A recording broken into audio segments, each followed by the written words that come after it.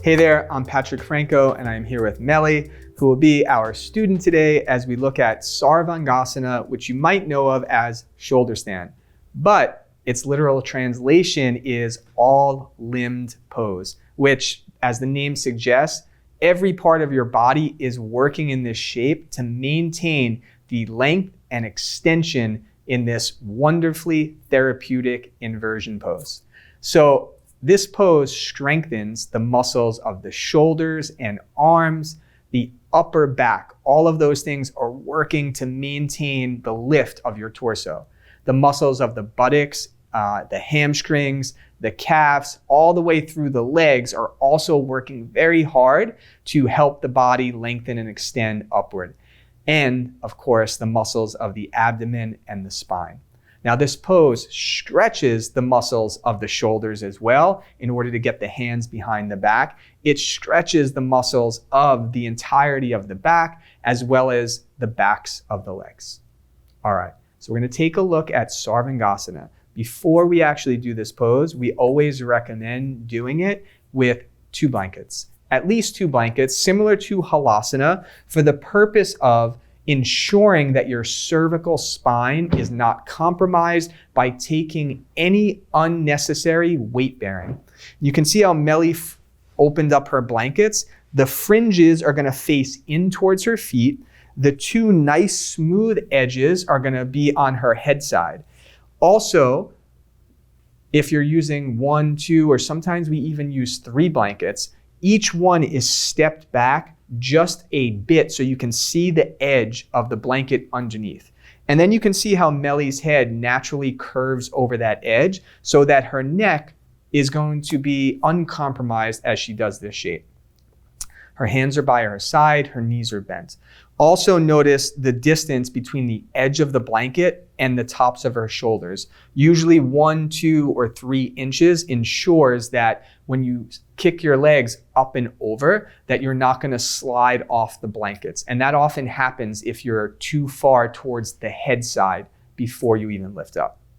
Okay, now before she goes, she's gonna go into Halasana first. So hopefully you've watched that video as well, because this is a classic way to enter shoulder stand, is to move through Halasana first, get your arms in the right position, and then take your legs up. So from here, she's gonna breathe in, and then on the exhale, she's gonna take her legs up and over. As soon as she takes her legs up and over, she's gonna bend her elbows and bring her hands to her back.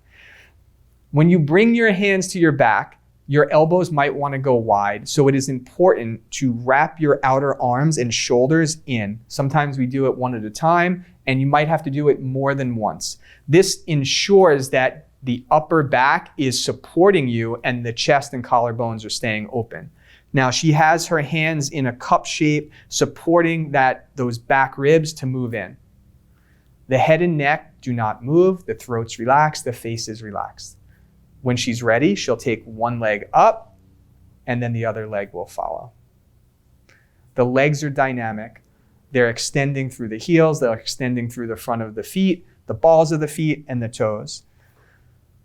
Every couple breaths, gravity is going to start to try to work against you. So every couple breaths, it is useful to walk your hands down your back again, relift the skin of your back, lift your back ribs. The buttocks flesh is lifting up. The backs of the legs are lifting up, the heels are lifting up, the tailbone is lifting up. Remember, all limbed pose, but your face is calm, your breathing is deep, and your mind is starting to settle.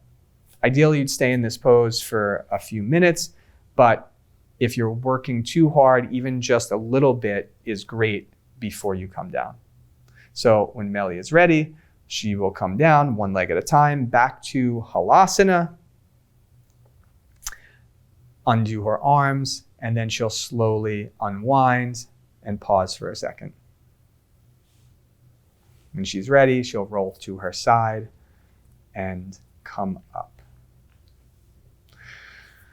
So there you have Sarvangasana shoulder stand, all limbed pose, or the queen of all poses.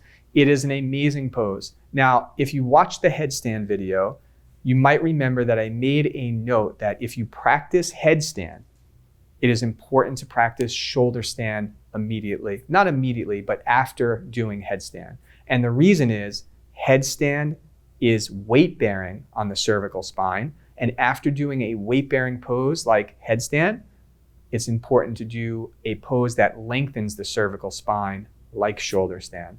You can practice shoulder stand as a standalone pose without doing headstand at all, but the rule is if you do headstand, you should always practice shoulder stand after in order to maintain the length that your neck needs after doing some weight bearing. All right, there you have it. Sarvangasana, a great therapeutic inversion. Remember to keep practicing, and we'll see you on the mat again next time.